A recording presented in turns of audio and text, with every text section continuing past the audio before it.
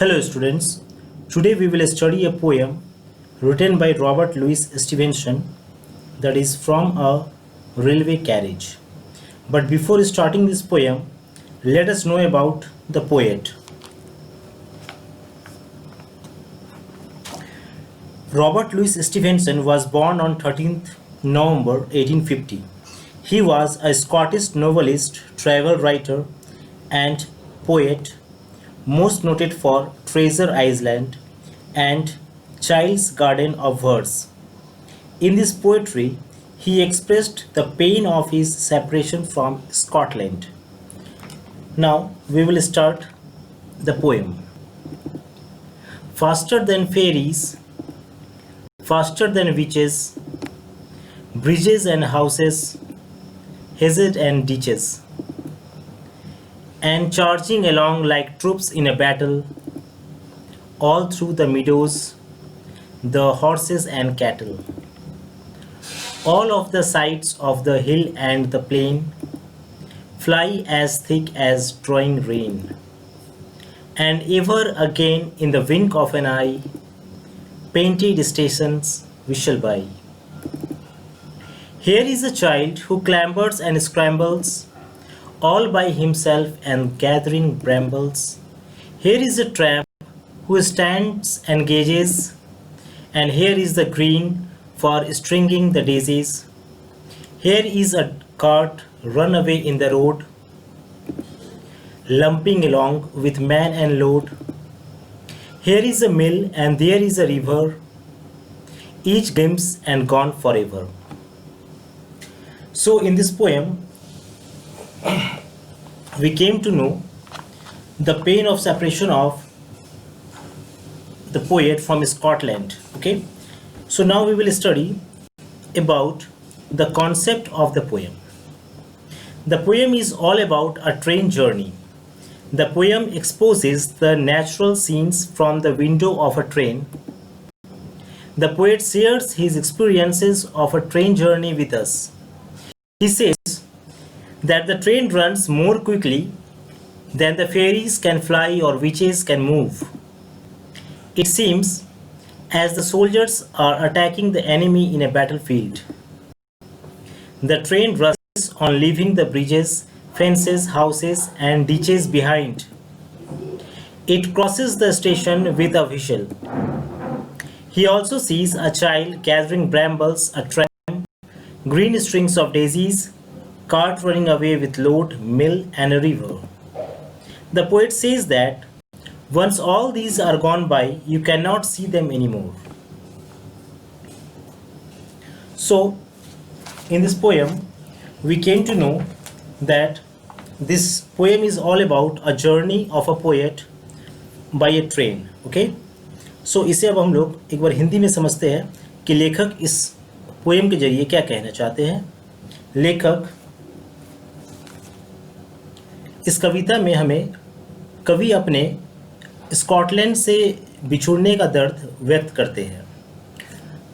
कवि ने रेलगाड़ी का वर्णन करते हुए कहा है कि यह पुलों, घरों, झाड़ियों तथा खाइयों को पार करते हुए युद्ध में किसी सैनिक की तरह मैदानों, घोड़ों तथा पशुओं को पार करते बढ़ती जाती है. पहाड़ों तथा मैदानों का दृश्य तथा रोंगन किए हुए स्टेशन आंख झपकाते ही गुजर जाते हैं. मार्ग में कवि विभिन्न लोगों का वर्णन करते हैं, जैसे बालक खेलता है या यात्री चलता हुआ या वृक्षों की हरियाली, सड़क पर जाती गाड़ी जिसमें आदमी बोझ लादे हैं तथा मिल, नदी के दृश्य आते हैं तथा चले जाते हैं. Okay, so this is the Hindi explanation of this poem. Now let us know about some word study. Okay, so in this poem there are various different words which you need to know their meanings and their Hindi meaning also. Fairy, a small imaginary being of human form that has magical powers. एक ऐसा human being या एक ऐसा imaginary human being जिसके पास कुछ magical powers हो, अच्छाई की शक्ति हो. Meadow, of grassland, especially the one used for hay. एक ऐसा ग्रासलैंड, एक ऐसा घास का प्लेन लैंड जहाँ पर मवेशी को चराया जाता हो. Witches, a woman thought to have magical powers especially the evils one. एक ऐसी वुमन जिसके पास कुछ मैजिकल पावर्स हो, स्पेशली इवल्स वन, जो दुष्ट, जो बुराई के लिए हो। हेजेस, अ फेंस और boundary formed by closely growing bushes और सर्ब्स। एक ऐसा फेंस, एक ऐसा बाउंड्री जो बना हो छोटे छोटे बुशेस या सर्ब्स से, ये झाड़ियों से बना हो, एक ऐसा बाउंड्री जिसे हम लोग कहेंगे hedges. Ditches, a narrow way that has been dugged into the ground for water to flow along. एक ऐसा पतला सा गड्ढा जिसके जरिए हम लोग पानी को एक जगह से दूसरी जगह तक फ्लो करवा सकते हो, ले जा सकते हो। क्लाइंबर्स, टू मूव और क्लाइंब विथ डिफिकल्टी। बहुत ही कठिनाई से कुछ चढ़ना ऊपर को, हम लोग मूव करने को हम लोग बोलते हैं climbers. Scrambles, to move quickly up using your hand. जल्दी जल्दी चढ़ना हाथों के जरिए, उसको हम लोग बोलेंगे, उसको हम लोग कहते हैं scrambles. Brambles, a wild bush that has black और रेड बेरीज। एक ऐसा जंगली पेड़ जिसमें काली और लाल रंग की फल लगते हैं। Tramp, a person who has no home और job and who moves from place to place. एक ऐसा व्यक्ति जिसके पास कोई घर नहीं हो, कोई जॉब नहीं हो और वो एक जगह से दूसरे जगह तक भटकता रहता हो, उसे हम ट्रैम्प कहते हैं। गेजेस, टू लुक स्ट्रेटली, किसी पर एकटक देखने को हम लोग गेजेस कहते हैं। लंपिंग, टू पुट और कंसीडर डिफरेंट पीपल और things together in same group. बहुत सारे चीज़ों और सामानों को या व्यक्तियों को रख करके एक जगह अगर रखा जाता है तो उसे हम लोग लंपिंग कहते हैं। सामान और व्यक्ति को अगर हम अलग अलग चीज़ों को अगर एक साथ रख देते हैं तो उसे हम लोग लंपिंग कहते हैं। जैसे हमने कार्ड पर देखा था कि सामान और व्यक्ति बैठा हुआ है तो एक ही जगह उन सबको जगह दिया गया है, तो उसे हम क्या कहेंगे, lumping.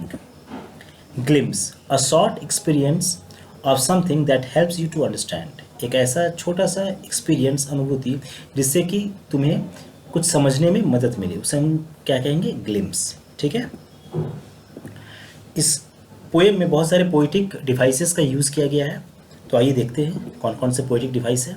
The poem is written in rhyming couplets. जो पोएम है वो राइमिंग कपलेट्स में लिखा गया है, दो दो लाइन करके है, जैसे witches, ditches, battle, cattle, plain, rain etcetera. हर पंक्ति के अंत में एक राइमिंग वर्ड मिलेगा नेक्स्ट सेंटेंस से मिलता हुआ।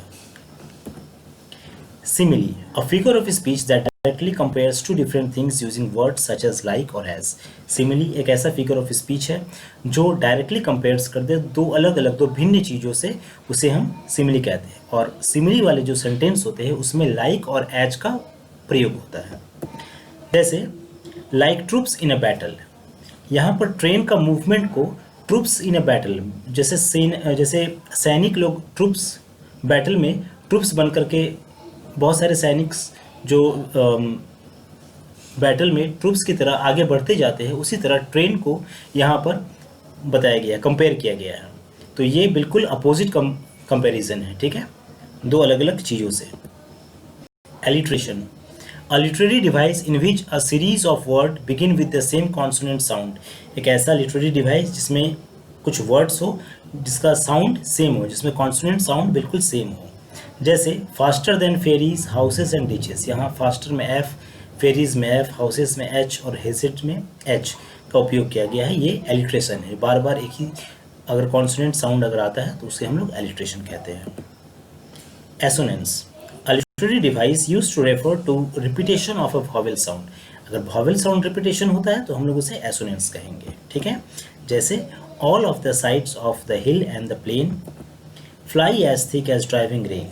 इसमें ऑल का ए, ऑफ का ओ, एंड का ए, एज का ए, ये सब क्या है, एसोनेंस है, जो वॉवेल साउंड है, ठीक है। और इसमें कंटिन्यूस वो वॉवेल साउंड है, रिपीटेशन हुआ है वॉवेल साउंड का, जिसे हम लोग इसे एसोनेंस कहते हैं, ठीक है। So I hope you have understand the poem. Let's see in you next video. Thank you.